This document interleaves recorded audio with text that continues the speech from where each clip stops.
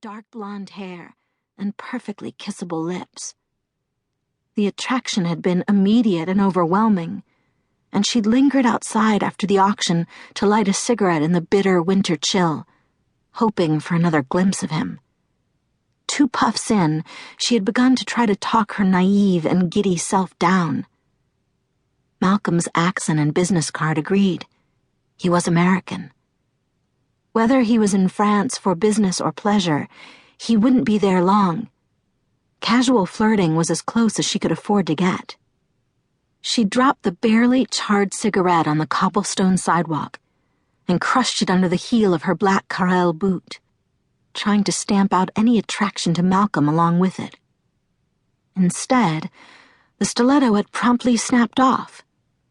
Just as she lost her balance, wobbling and stumbling ungracefully, Malcolm had appeared, golden, muscular, delicious-smelling, to steady her. His dark eyes had glittered in the lamplight, although he was evidently too gentlemanly to laugh out loud at her awkwardness. "My car is right here," he'd said, in a wonderful, liquid gold rumble of a voice, gesturing toward the street. "And I'm going to have to insist on giving you a ride home, if only for the safety of other pedestrians." Before she'd realized what was happening, he'd scooped her up in his arms and strode easily toward a waiting limousine. Then she was ensconced in the warm, leather-covered back of the car, and Malcolm was handing her a flute of champagne. Elodie's head popped through the curtain of the dressing room, curls bouncing like springs. "You look gorgeous," she cooed, interrupting Jane's reverie and bringing her crashing back to the reality of the boutique. Flimsy clothes, ludicrous price tags, and a saleswoman who clearly knew she wasn't dealing with her usual clientele, as she'd been chatting on the phone incessantly since the 2 of them had walked in. "Your sexy American will never know what hit him." "I wish," Jane admitted honestly.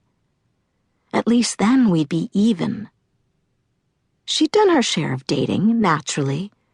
You couldn't be a curvy 24-year-old blonde in Paris without getting asked out 1 or 2 million times a day. But she never understood what people meant by chemistry until she met Malcolm. Even the air around him felt heady and intoxicating, and she simply couldn't get enough. Her resolve to keep a safe distance had lasted all of 2 minutes once they were alone together in his limo, as had, in fact, her resolve to keep any distance between them whatsoever.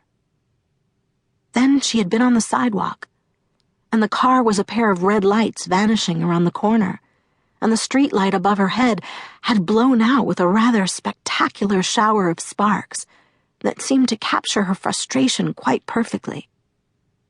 Luckily for the city's electrical grid, we spent every night after that together, Jane thought ruefully.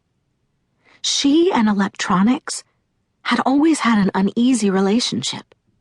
Lights flickering, computers crashing, photocopiers spitting out reams of chewed-up paper, metro trains breaking down when she was in a hurry. Fortunately, her relationship with Malcolm was nothing short of blissful. They'd spent 3 weeks eating, when necessary, sleeping, barely, and making love more or less constantly, until Malcolm had regretfully announced an unavoidable business meeting in Italy. But tonight he would be back, and had suggested they try to maintain their composure long enough to have an actual date. And apparently, it was going to be a rather dressy occasion. Jane stepped out of the dressing room to examine herself in the full-length mirror on the main floor. She scowled in frustration at the embroidery along the hem. "I'm so last season, it hurts." At the counter, the saleswoman, a thin and rather pinched-looking blonde woman in her mid-30s, laughed as if on cue. She lowered her voice to a hush, no doubt whispering about her fiscally challenged customers. Jane blushed, and then mentally kicked herself for blushing. "Men don't notice things like that," Elodie told her.